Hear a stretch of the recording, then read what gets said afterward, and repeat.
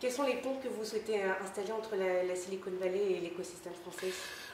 La France a une économie extrêmement innovante. Et c'est d'ailleurs l'un des écosystèmes aujourd'hui les plus reconnus de start-up dans le monde. D'abord, la politique de soutien, le crédit d'impôt recherche, la fiscalité qui est favorable, mais aussi le fait qu'il y a en France un mouvement de créativité économique de longue date, mais qui s'est intensifié ces dernières années. Il y a un véritable bouillon de culture. Notre idée est de ne pas opposer les systèmes créatifs les uns aux autres, mais plutôt d'établir des ponts, des chaînes de reconnaissance et d'amitié humaine entre les différents écosystèmes. Et notre vision de l'économie aujourd'hui est de permettre l'accès au financement.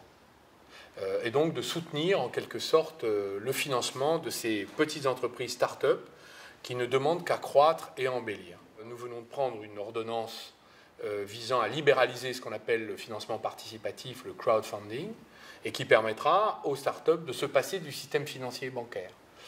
Dans le même temps, nous avons intensifié le financement de l'innovation avec la Banque publique d'investissement, qui elle-même accompagne la croissance des start-up vers les PME vers les ETI, et maintenant les ETI vers le financement sur les marchés. Donc les alliances sont les bienvenues. Donc je dirais à nos amis de la Silicon Valley, c'est le moment, puisque vous savez à quel point les Français sont très implantés là-bas, mais les Français sont encore mieux implantés en France. C'est le moment d'investir en France. Est-ce qu'il n'est pas trop risqué justement d'accroître l'intervention de l'État?